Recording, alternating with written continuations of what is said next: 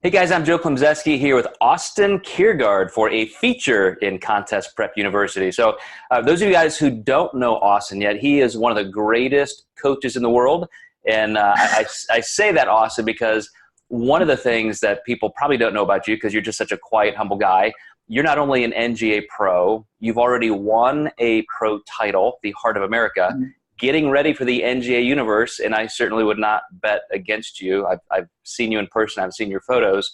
But one of the things I think that's really important about being a coach is not just having a great bit of experience of doing it yourself, somebody who's been there and been on stage and been through all the rigors of competition, but you're just a great guy. And I know my clients over the 25 or so years I've worked, one of the things that keeps them coming back is that they just genuinely like the experience of working with somebody who cares, who likes more than just the process, who likes them as a person, likes the entire facet base of a relationship. So you're one of those guys. So you're one of my heroes, and I look at you as one of the bright spots in coaching. So thanks for being here for the feature. Well, that means a lot, Joe. I appreciate it. Thank you for having me on. I think I've told you about a dozen times since we've officially met that you're someone I've looked up to since I got into this, and I see you as a role model and a mentor. And even saying the fact that you are a mentor for me always gives me goosebumps, because I've said this 100 times. I remember going back, reading an article that you had put out, and I'm like, this is what I want to do. So it's because you paved the way for a lot of us, coaches coming up. Like, you set the standard, you raised that bar very, very high. And I'm just thankful that you did. And I'm just very thankful to have you be that mentor for me, and, bringing me on here whenever we are able to connect. So I'm really excited. I'm excited about today's topic and to just dive into this with you. Yeah, and thanks for that. That's probably one of the most meaningful things you could say, because, when I was doing those kind of things 15, 20 years ago through the fitness magazines, this was not my intent to take the industry where it is now. But being able to meet people like you a generation later is just amazing. So I know you'll be doing the same thing for people who come up behind you. So this is your topic too, by the way. You're a thinker, which I appreciate. You're incredibly smart and intelligent in your coaching style. And you presented this to me. You said, Joe, how about we do something that kind of analyzes, how could you have done better in your last show? What would have put you over the top? Whether, you missed it by just a little bit, or maybe the whole thing was a little bit of a failed experiment. How could you have done better? And as a coach and as a judge, even as promoters and the competitors themselves, we all look back and we do that armchair quarterbacking. We're making those calls. And, I think it's one of the worst places to look, and a lot of competitors get stuck doing this, looking for the judges to give them feedback. A judge will always say, well, you need to be a little bit leaner, but not too thin. You need to be a little bit bigger, but not too fat. And, your shoulders could use a little more size. Your glutes could lose. It's like, yeah, thanks, Sherlock. Like, that's what everybody wants. Yes. But you've got a list of things to discuss today that I think are incredibly important to look at and really plan for that next show to make sure that every single one of these areas is covered before you hit the stage. No, I agree. It's in such a subjective sport, and a sport like natural bodybuilding, for example, just use that has so many different organizations. You've got the NPC, and I think, they've got, nope, this is what it is. So I can understand, from an NPC competitor or whatever, like, there's a different, not really a different criteria, but there's just, I think, a little more meat behind the potatoes of explanation of what you need to change. When you go and you do some of these natural shows, these natural organizations, there's so many different organizations. They're all trying to be different currently. So they all are like, well, you need to be this. Okay, well, if I need to be softer in this division and then harder in this division, like, what do I do? Do I just have to pick a division, or not a division, an organization? Do I just have to pick one organization? Is there a happy medium? Like, what is going on? And so my wife and I, as she's a bikini pro as well, and she does a lot of hair and makeup for bikini girls and figure girls and stuff like that. So we've been traveling to a lot of shows this year. We've seen a lot of different judging criteria. We've heard a lot of different judging criteria. Myself as a judge as well, and my wife, like, we get it, I guess is what we can say. We get it. Like, there's so many things that you need to change show to show. Even if you win, you may have won, but perfect example, I got my first, pro win early this year. And when you and I had kind of conversation, you're like, so how do you think you looked? You had planted that. How do you think? And I knew where you were going with it right away. My point is that even if you win, there's still something you can improve on. And so that with, did you leave something out there on the stage? Is there something you could have changed differently? If a judge says, well, you got to be a little softer, a little harder, or whatever, what does that mean? And how can you fix it and bring in that full package to your true potential? Because that's really what we're talking about here today, is like trying to get to your fullest potential, because I think there are some things that people don't realize that they're doing that's not getting them to their full potential, which is hindering their true placings on stage. So one of the first things that I thought of right away was like your prep in general, because preps, they can be long, they can be tiring. So what is your approach to prep? How are you doing this mentally? Are you waking up every day dreading it? Are you waking up every day eating the same foods, so you're kind of driving yourself insane? Are you eating lower nutrient dense foods that could be causing some GI issues, which could cause you to look different on the stage? Like, what are you doing or what is your approach on prep? How are you handling this? Because that alone is going to determine a lot of how you look on stage day. Because if you're dreading, stressing, comparing yourself to others, which we've all done, I don't care who you are, we've all done it before, it's a subjective sport. But if you're obsessing about that, like all of these things just mentally can affect how you look on stage day. So I was wondering if you could share some of your insight, from being a coach, a judge, and a competitor. What are things that you have seen that have worked when approaching a prep? Mm-hmm.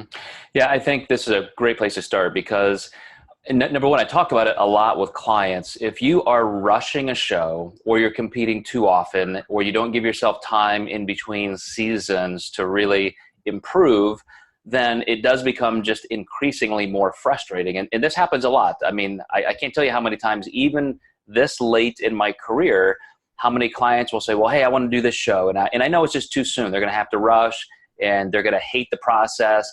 They're probably going to struggle a lot, and they're still not going to look their best.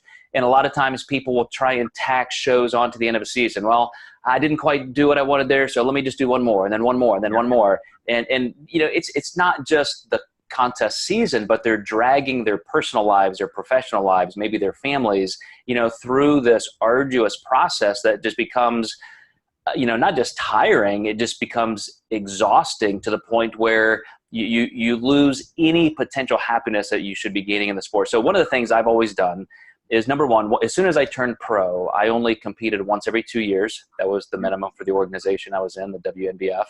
And that gave me time to settle into an off season, to really have fun with the training part. But then it gave me an easier time to transition, and I could always take my time in the pre-contest. And just mentally, you just felt fresher. You felt like you wanted to compete because it had been 2 years. So I think, anything that you can pick inside of that framework is really important, just to keep the passion in it and make sure that it stays a fun part of your life that fits well, instead of ending up just dominating everything and making your entire life a misery. You said something there that caught my attention. You had said when you take that time off, it allowed you to enjoy, wanting to compete again, because you had that time off away from the stage, and it allowed you to enjoy into training more. And that's one of the things I wanted to try to tie in with this. So I'm glad you brought it up, is what happens. I feel like we all are in that same boat where it's like we start prep early, we feel good, right? We're starting to get a little leaner. The strength is still kind of there, so things are feeling great. But somewhere along the lines, we start to just feel like, I'm just ready for this to be done. I'm ready for this to be over. And I think that's that small percentage on what really brings out that true potential, again, because that's kind of the theme we're going with here, is now we're starting mentally to say, I just want this to be over, rather than saying, I get to go through this. I get to make this change. I get to get on that stage. I get to perform at that level. I get to do these things, because then that can affect your workouts. It can affect how you approach your nutrition. Like you said earlier, it can also affect how you are with your family. So what do you think causes that? Is it maybe the duration of prep, low energy? Like, what causes that switch to go from, oh, we love training, we can't wait to get back on stage, to, 3-4 weeks out from your show, you're just like, I'm over this. I'm ready to be done. You know what I mean? Because somebody that wants to win, they're probably like, no, let's go, bring it on. Like, throw more at me. I don't care. Let's do this. I love this process. So I think there are two main things. And number one, when I said I love to get in the off season and work and improve and just kind of settle into that groove, that was my first love. And I think that's what most of us could say, is that we just love training. We love the self-improvement. And too many people today see a picture online, or they see something, say, oh, that's what I want to look like, or look at the attention that person's getting. I want that. And so they jump in to compete just almost for the win, not for the work. And I love the work. I mean, I haven't competed in 13 years, and I'm training just as hard as ever. Just like when I was 11 years old and never even thought of competing. It's, my competitive career was the smallest window in my life of training and lifting. But that also gives you a chance to enjoy the process. As a pro, I remember going into every contest season looking forward to dieting, looking forward to trying something new, looking forward to experimenting a little bit, looking forward to the discipline and knowing I'm going to feel better and be healthier. And you and I both know how few clients do that. Most of them just they go into it like dreading it right away. Oh my gosh, I got to diet again, or this is horrible and I can't wait to eat again. Yes. And when you're only putting your contest seasons in places where you are happy with it, have planned for it, can control it, and can really enjoy it, can you really mitigate some of that, like I said, misery? It really does take it takes all of the happiness out of it, the fun, if you're just forcing it. Exactly. And I feel like some people have this, I spoke about this in different talks, but I feel like when you compete, there's this like secret pressure that gets put on competitors about, and maybe it's because we have social media nowadays and people want to see how you're doing and looking and all that stuff. But I just feel like there's that secret pressure where if you're not posting pictures of your progress, or you're not posting how you're looking or on stage, then you're not achieving, results or happiness, because we're not getting the likes and all that type of stuff. And so I think that's kind of where it stems from. But tying that into what you were just saying, I feel like that's why people rush the process, and they're like, oh, I need to get back on stage because I'll be truly happy when I'm putting these pictures of me with abs and getting the likes and the comments, because I'm feeding that self. But secretly behind the picture, I'm dreading every single moment. And that's not how it should be. Like you had just said, like, it's something that you should enjoy. Is it going to be hard? Absolutely. It's a sport. When were sports ever easy? Ever? Like, just at least at a competitive level, right? Like, it's not. It takes discipline. Like, so we know that. But you got into this because you love lifting. I love lifting.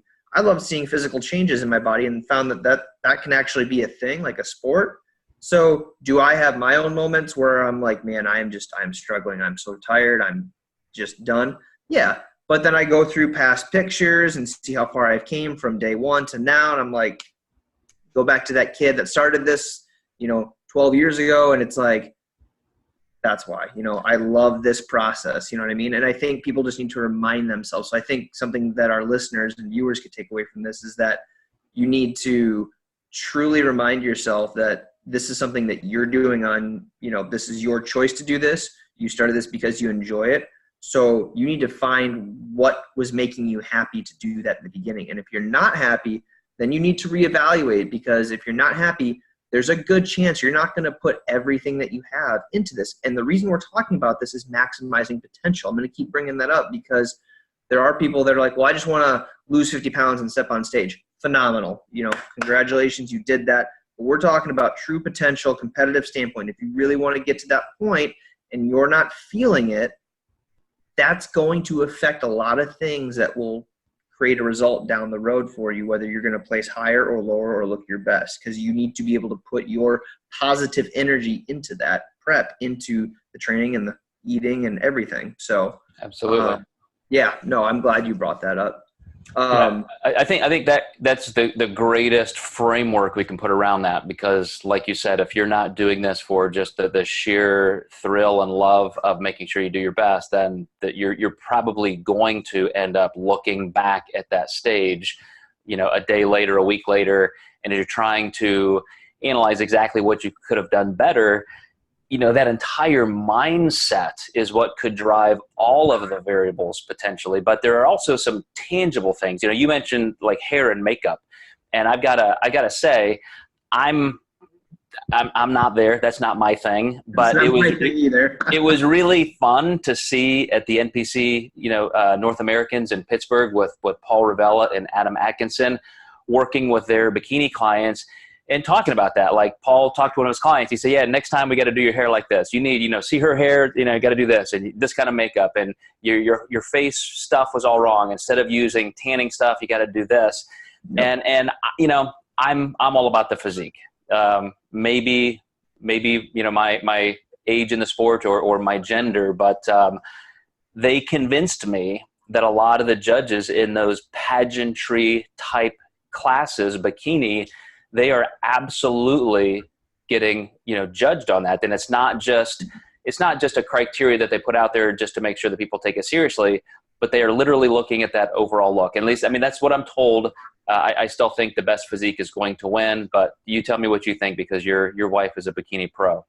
No, I'm glad you brought that up. It's that. So she would say that she is looking for the full package. So she is looking for the best physique, but she also pays attention to the hair and the makeup and everything, because she's like, to me, it shows effort. You put in that extra effort for that extra little detail, where if your hair and makeup is off, it looks like you just rushed it. And this is something that should be judged. And I'm the same as you. I'm like, I still think the best physique will win, but my wife brought up a lot of good points. She's like, but when you're looking at this, what you have two physiques that are really similar, just like in bodybuilding, you got to pick something, right? Like, well, she's like, in bikini, if these two have a similar look, who took the extra time for their hair and makeup and for these things? And I'm like, she brings up a valid point. That's really smart. Yeah. Yeah. And watching her work with like our female clients she's like a magician. Like, she's throwing out things. Like I'm trying to learn from her a little bit to see what she sees, but she goes to a whole new level of like, well, you could do this. And I'm like, well, that looks the same. She's like, but watch this. And then she'll change up something. And I'm like, so she'll do like half a face and half a face. And I'm like, I can see it now. Like, I get it. So I can understand that. And that goes, again, tying back to point one, if you aren't in the right mindset for this and you rush the hair and the makeup because you're stressed out or tired and you just want to get this day over with or whatever, like, you're leaving something out on the stage. You know what I mean? So let me ask you this question, just to give a real tangible point to this topic. And, yes. and it's too bad we don't have a female here who's got experience in this, but let's just throw this out there on the table. Things like, I know the style of hair on anybody, but especially a female, because there's so much more variety, can change the entire appearance of a face, facial symmetry, things like that. But also even the size of the hair. Women will put in extensions on the day of a show, or they'll decide, how to wear their hair. And that, I think, can change how your physique looks. So do you have any advice to say, do this, absolutely never do that? Do you have anything that is that pointed? That's a great question. I would really just say making sure they're just spending the extra time and having someone else just give them that look, like having someone that's comfortable with hair and makeup, make sure everything is straight, if that makes sense. So if you have long hair, make sure everything is straight. You don't have like something from the back that, oh, look, from the front, your hair is flowing nice. You turn on the back and it looks like you missed 2 or 3 sections of your hair. And for some reason it's curled back here, but it's, straight up front, So to you and I, we might be like, well, still look at the physique. But then I think of my wife and she's like, okay, well, everybody else was able to get their hair straight, and organized from the front and the back. So what makes this person any different? Their physiques are very similar, but again, took the time, paid attention to small details, didn't. But then you also have girls that have like short hair, so they need to really pay attention on, like you said, how are they going to prepare their short hair to make even just the face more, trying to think of a term here, but get the judges to draw them more over to their look, so making sure that it's not just, I've got short hair, I'm just going to kind of spike it up real quick and that's it. Take some time to make it flow for your face and your physique and everything that you're bringing together. And again, unfortunately, I'm not that savvy to be like, yes, that's it. But I think if you're a female competitor, you may have a friend or someone that you trust that's really good with hair and makeup to kind of just look at you and say, yes, what you've done here really has flowed nicely. You know what I mean? One of the things that I would say is, because some people have asked me, like they'll say, I know that they don't want anybody with short hair. They want somebody with longer, fuller hair, just has a more youthful appearance, that kind of thing. But I would say to counter that it has to go with your entire persona. So, whether you're a masters competitor or you're 22 years old, if you have short hair, what is that? Is that because you want to have a bubbly, fun personality, or do you have some level of elegance and sophistication in your entire presentation style? And I've seen that work across the board. I've certainly had world champions and IFBB pro card winners and so forth who are completely different in their appearance, but it was always an entire personality package that just matched. The aesthetics matched the personality through body language and presentation and style and posing. And I think that's part of it. And so to your point about experimenting and have other people give you feedback, it's not just the hair and the makeup. It's how does it fit with the suit, maybe, the jewelry you're wearing, and how you even walk across the stage. Yes, everything.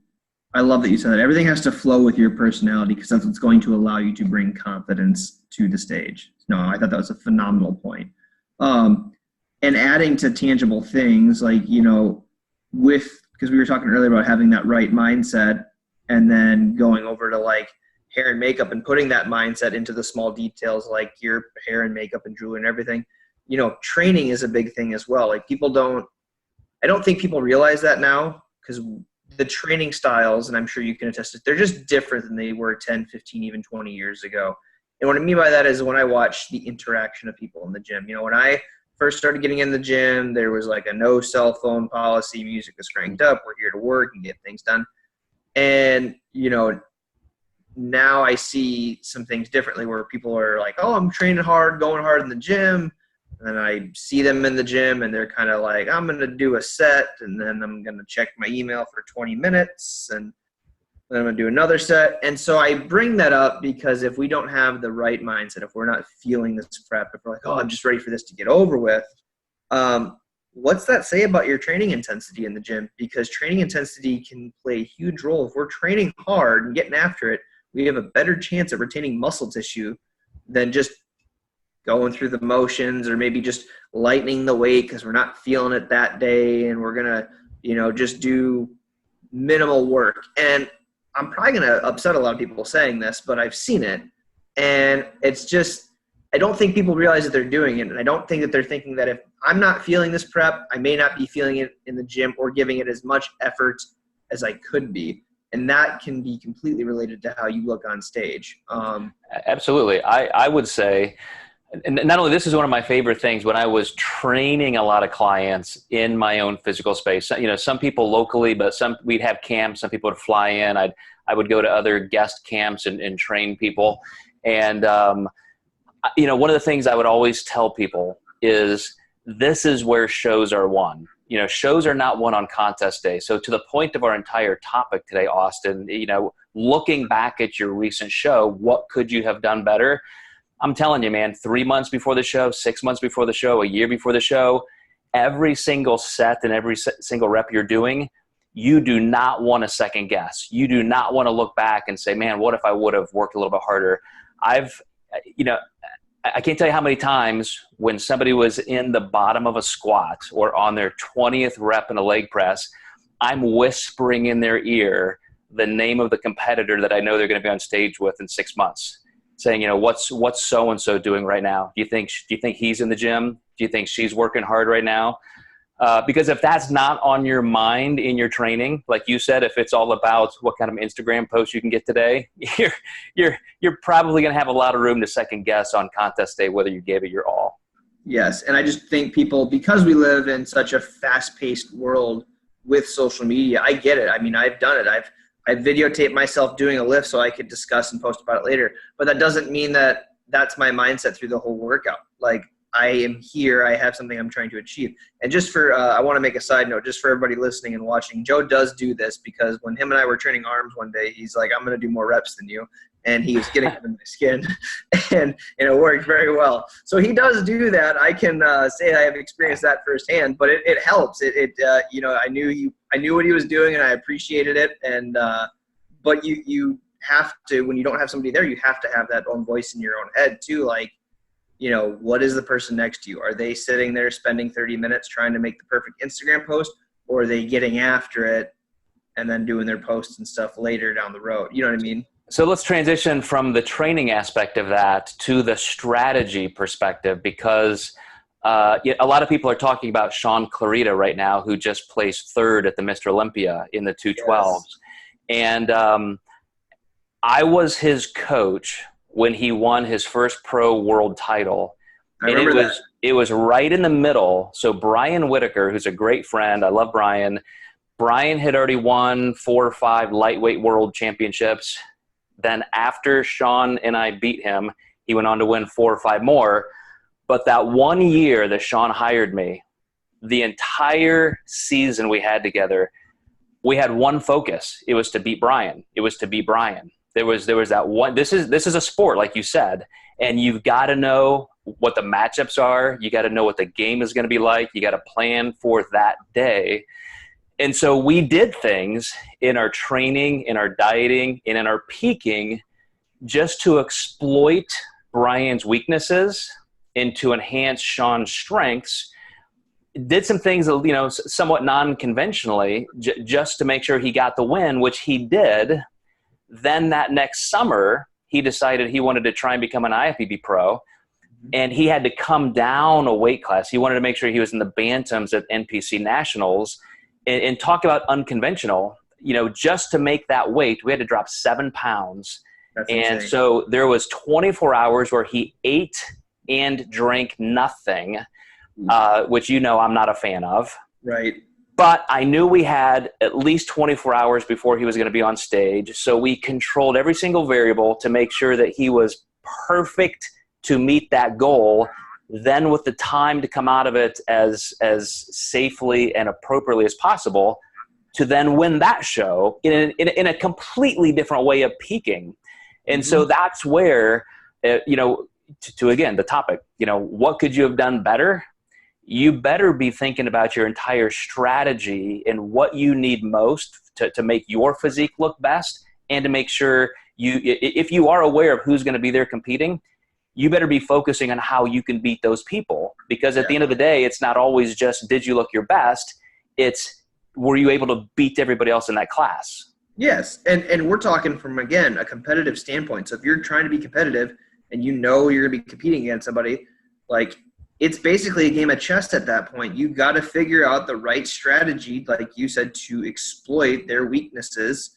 You know, you got to be able to take out their king and their queen, and you got to take out their pieces. So how are you going to do that? And I love the fact that you went and talked about 2 scenarios with Sean where he had, I don't want to call it a conventional, but a slightly more conventional prep and peaking. Obviously you did everything you could because world champion, I mean, you have to give it your all. But then you went to something more, like you said, unconventional, where it's like he had to come down a weight class, not something that you're a fan of, but you're discussing that right now and saying we had to make sure we left it all out there on the stage, and this is what we needed to do. We needed to make sure he made the weight, but we allowed enough time for him to do these other things to make him look his best, and he ended up getting his pro card. And now, you know, I followed Sean. I knew of him through you when I started following you, so it's really cool to watch that process with you guys and that world championship. So I knew exactly what you're talking about, and I appreciated that. And it's a perfect example of our topic today is, you know, you don't let your athletes leave anything on the table. And that's something that I've always appreciated about you.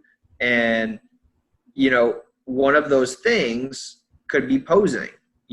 posing is a huge topic. I've watched Sean pose. He's phenomenal at posing. I use him again. So he's 100. I think he made the post. He's 169 pounds and got third at the 212-pound Mr. Olympia. So you hear that 169, but he can weigh up to 212. Still giving up 50 pounds to some competitors. Right. But I mean, he poses like he's big. He doesn't pose like he's small. And so that was another topic that I wanted to bring into this is, with the mindset through your prep, how you're approaching your prep, to the proper training and making sure that we're actually training hard and being intense in the gym and smart so we don't hurt ourselves, but still intense. And then the posing, like how much time and effort are you putting in posing? Because I'll tell you this, like there's times where I'm pulling a 15, 16-hour day because I have a lot on my plate. That's just one of my weaknesses. I tend to put too much on my plate, but it is what it is. Where I'm like, I just don't really feel like I want to strip my clothes off and start posing right now. But the moment that thought enters my brain, I'm like, the person that I know is competing is going to do it. So I have to outwork them. I have to make sure that I don't leave excuses, dictating my outcome. And so, I know you and Adam have talked about this, but I think it'd be good to just bring it up. What is your stance with posing? I mean, is there a point of people doing too much? I think there's a lot of people doing too little. Where is that happy medium? No, I think you're exactly right. And for this, what I want to do, first of all, let me say this. I want to have you back, and I want to do kind of a part 1 and part 2 to this, because we're going to end up covering all of the major pieces of the puzzle for how you can look your best, leave it all on the field on contest day. But then I want to do a part 2 where we talk about some of the specific peaking strategies, the carbs, the water, the sodium, the actual peak week process, contest day process. So this is a perfect way to wrap up today, which is continuing the aesthetics. We talked about hair and makeup. Yep. We could spend time talking about tanning, but that's pretty self-evident. I mean, I think we've all had pretty botched levels of tanning, or we can see when people really have it nailed or not. But the posing is definitely the checkmate to the stage appearance, assuming that you do look your best, which we'll talk about in our next episode. But for me, an introvert who literally hated to be on the stage, I at least knew that I had an obligation to the audience to make it enjoyable. So I at least wanted to not get up there and hit a bunch of most musculars with my tongue hanging out and walk off the stage. I wanted it to be at least somewhat artistic. And, so I would spend some time taking, selecting the best music. Sometimes I'd have it mixed professionally, do something, whether it's theatrical. I really looked to some of the great posers out there, from, Lee Labrada to Russ Testo to some of the people who really made it an art form.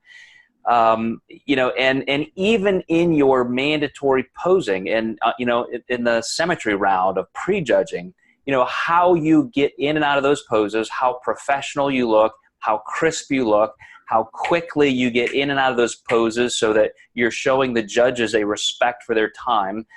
All of that matters. And I say all that, Austin, to just mention this one point. You can't rush that. You can't start practicing that a week before the show.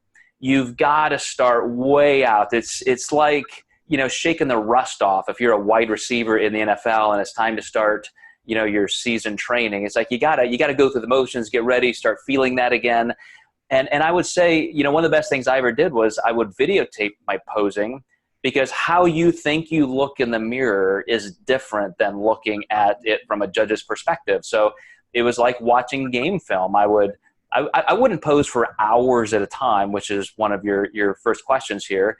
It would just be, 10 or 15 minutes, but starting 4, 5, 6 months out, 10, 15 minutes a day, maybe just 5, maybe just running through the poses once to keep the feel of it.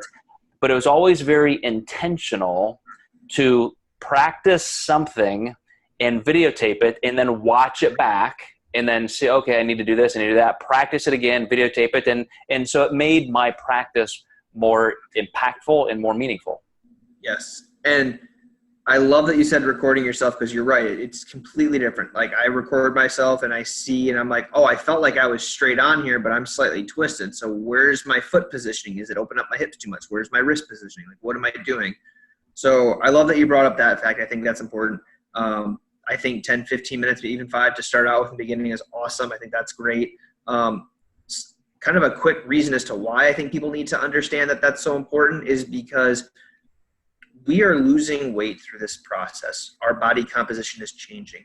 Flexibility is going to be changing. So when you hit a side chest, side tricep, 20 pounds heavier, you're going to probably have to reposition yourself when you're 20 pounds lighter, because you have less mass that you're moving, and you need to make sure you are flexible enough to get into a side tricep, a side chest, to where you're opening up enough and not just hiding it. Because if you start practicing early on, like you had said, you'll start to feel, and we're recording, right? So you'll be able to feel where you should be feeling the right position, but you'll also be able to see it on camera. And if a guy next to you or a girl next to you isn't doing that, let's use a guy for bodybuilding. Like, if a guy's bigger than you at a pro level, like, you can look just as big as they can because you had time to practice. Okay, I'm hiding myself here. I need to open up more. Or even from a girl's perspective, if a girl might be maybe a little leaner than you, but you pose better than her, you can't tell that this girl's really that much leaner than you because she's hiding some of these things in her poses, where you're there and you're confident because you put the time in. So I love the fact that you had said that, start off small, 5 minutes, 10 minutes here or there, and then continuously work your way up, record yourself so you have that data, that video to watch and make sure you're doing those things correctly.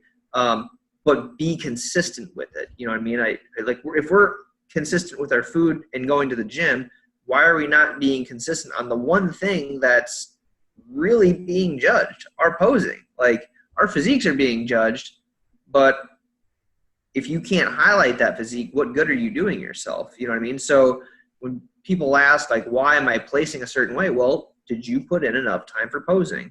Yeah. Well, I had this going on. I had that. I get it. But if we want to be competitive, we got to figure out a way. Like I had mentioned earlier, like, there's times I'm not lying. I'm not a fake person. I do not want to pose, but I know if I do something that day, it's better than not doing anything at all, because then I got something out of it. I was able to just go through the motions quick. Maybe I start feeling better than I thought I would, and I start challenging myself. You just don't know until you start. So I love those tangible things that you had brought up with the posing. Yeah, and if I could pick one thing out that you mentioned, it's literally that it's about winning. And so a lot of people think, well, I don't really care that much about posing, so I don't care if I'm the best poser, and so I'm just not going to put that time into it. Well, you may not enjoy it as much as everything, but that literally is the biggest part of winning, because we've all seen people with better physiques lose shows because the judges can only judge what they see.